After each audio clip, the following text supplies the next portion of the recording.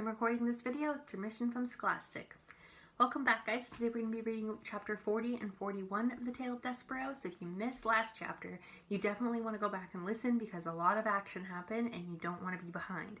And so if you did watch last chapter, you'll know that we left off with Despereaux realizing Roscoe's plan and how evil it was, and he realized he needed to go down to the dungeon and kind of help get Maigrice out and the Princess P out of this situation. And by doing that, he wasn't necessarily going to the dungeon himself, but he was going to the king because he believed he had the answers. And so that's where we're leaving off, or starting off this chapter. And this chapter is called Forgiveness. He went first to the throne room, but the king was not there.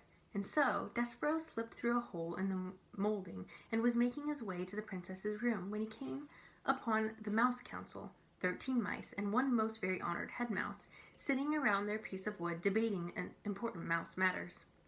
Despereaux stopped and stood very still. "Fellow honored mice," said the most very honored head mouse, and then he looked up from the makeshift table and saw Despereaux. "Despereaux," he whispered. The other mice of the mouse council leaned forward, straining to make some sense of the word the head mouse had just uttered. "Pardon," one said. "Excuse me," said another. "I didn't hear right," said a third. "I thought you said Despereaux." The head mouse gathered himself. He tried speaking again. "Fellow members," he said, "a ghost, a ghost!" And he raised a shaking paw and pointed it at Despereaux. The other mice turned and looked, and there was Despereaux Tilling, covered in flour, looking back at them, the telltale red thread still around his neck, like a thin trail of blood. "Despereaux," said Lester, "son, you've come back." Despereaux looked at his father and saw an old mouse whose fur was shot through with gray. How could that be? Despereaux had only been gone for a few days, but his father seemed to have aged many years in his absence.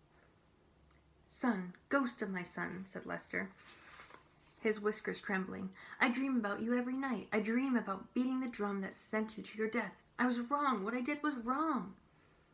"No," called the most very honored head mouse. "I've destroyed it," said Lester. "I've destroyed the drum. Will you forgive me?" He clasped his front paws together and looked at his son. "No," shouted the head mouse again. "Do not ask the ghost to forgive you, Lester. You did as you should do. You did what was best for the mouse community." Lester ignored the head mouse. "Son," he said, "please." Despereaux looked at his father, at his gray streaked fur and trembling whiskers, and his front paws clasped together in front of his heart, and he felt suddenly as if his own heart would break in two. His father looked so small, so sad. "Forgive me," said Lester again. Forgiveness, reader, I think is something very much like hope and love, a powerful, wonderful thing. And a ridiculous thing, too. So here's Despereaux's father begging Despereaux for forgiveness, because he realized he did the wrong thing. Isn't it ridiculous, after all, to think that a son could forgive his father for beating the drum that sent him to his death? Isn't it ridiculous to think that a mouse could ever forgive anyone for such perfidy? But still, here are the words of Despereaux Tilling spoke to his father. He said, "I forgive you, Pa." And he said those words because he sensed that it was the only way to save his own heart, to stop it from breaking in two. Despereaux, reader, spoke these words to save himself. So this is important to realize, like, not only is he forgiving his father for his wrong actions, but Despereaux realized that without forgiving his father for what he had done wrong, it was kind of just eating away at Despereaux. And so I think that's what the author is describing as a powerful, wonderful thing, is forgiveness. She's teaching us as individuals to forgive people, even if we don't necessarily think that they deserve it, because it's not only good for the person who you're forgiving, but it's really good for you. Because if you're holding on to unforgiveness and holding a grudge, it can kind of just eat away at you. I know I've experienced that, and I think that that's a really important lesson in this book. So take it from the author that forgiveness is important. And then he turned from his father and spoke to the whole mouse council. "You were wrong," he said, "all of you. You asked me to renounce my sins. I asked you to renounce yours. You wronged me. Repent." "Never," said the head mouse. Despereaux stood before the mouse council, and he realized that he was a different mouse than he had been the last time he faced them. He had been to the dungeon and back up out of it. He knew things that they would never know. What they thought of him, he realized, did not matter. Not at all. And so, without saying another word, Despereaux turned and left the room. After he was gone, the head mouse slapped his trembling paw on the table. "Mice of the council," he said, "we have been paid a visit by a ghost who has told us to repent. We will now take a vote. All in favor of saying this visit did not occur, vote aye." And from the members of the Mouse Council there came a tiny but emphatic chorus of ayes. Only one mouse said nothing. That mouse was Despereaux's father. Lester Tilling had turned his head away from the other members of the Mouse Council. He was trying to hide his tears. He was crying, reader, because he had been forgiven. So I'm going to continue reading because I want to make sure that we have time for everything. So this chapter is called The Tears of a King. Despereaux found the king in the P's room, sitting on his daughter's bed, clutching the tapestry of her life to his chest. He was weeping, although weeping really is too small of a word for the activity that the king had undertaken. Tears were cascading from his eyes. A small puddle had formed at his feet. I am not exaggerating. The king, it seemed, was intent on crying himself a river. Reader, have you ever seen a king cry? When the powerful are made weak, when they are revealed to be human, to have hearts, their diminishment is nothing short of terrifying. You can be sure that Despereaux was terrified, absolutely, but he spoke up anyway. "Sir," said the mouse to the king. But the king did not hear him, and as Despereaux watched, King Philip dropped the tapestry and took the great golden crown from his lap and used it to beat himself on the chest over and over again. The king, as I have already mentioned, had several faults. He was nearsighted. He made ridiculous, unreasonable, difficult to enforce laws. And, much of the way of Megarry-Sau, he was not exactly the sharpest knife in the drawer. But there was one extraordinary, wonderful, admirable thing about the king. He was a man who was able and willing to love with his whole heart. And just as he loved the queen with the whole of his heart, so, too, he loved his daughter with the whole of it, even more than the whole. He loved the Princess P with every particle of his being, and she had been taken from him. But what Despereaux had come to say to the king had to be said, and so he tried again. "Excuse me," he said. He wasn't certain, really, how a mouse should address a king. "Sir" did not seem to be a big enough word. Despereaux thought about it for a long moment. He cleared his throat. He spoke as loudly as he was capable of speaking. "Excuse me, most very honored head person."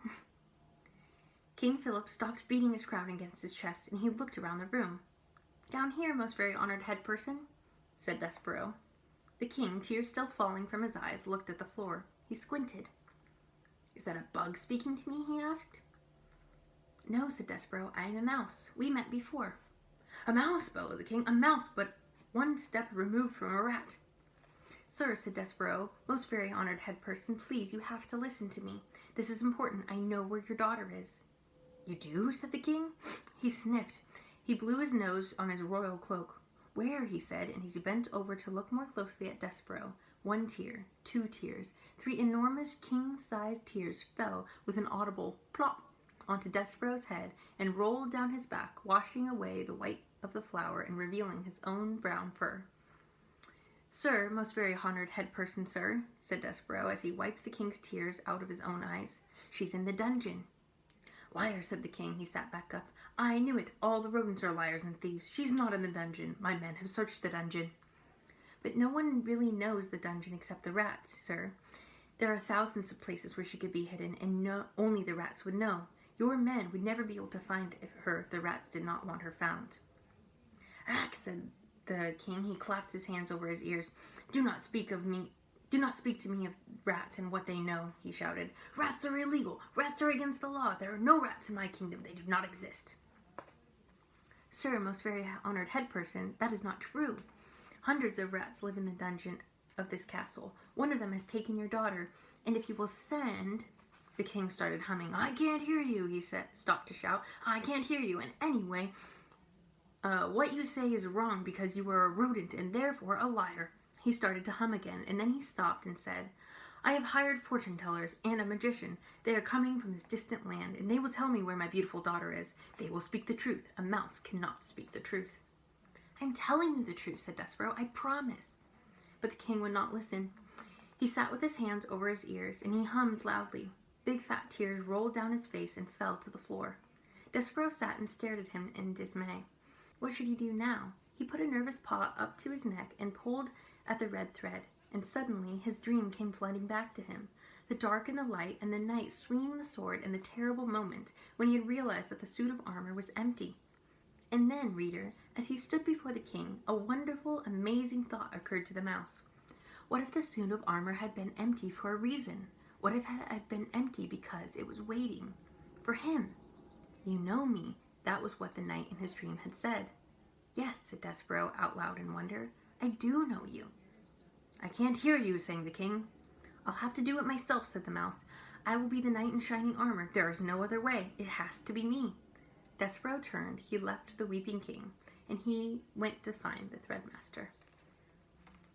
So that's where we're leaving off. I don't want this video to be too long, otherwise it won't let me upload it to YouTube, but we basically learned that Despereaux has taken matters into his own hands. The king doesn't believe him at all, but Despereaux is not going to let that stop him. So even though Despereaux is just this little mouse, he's really pretty fearless, and we're seeing that as this book goes on. So stay tuned for our next video. We're going to be finishing this book really soon, so you don't want to miss it, and I'll see you guys soon. Bye!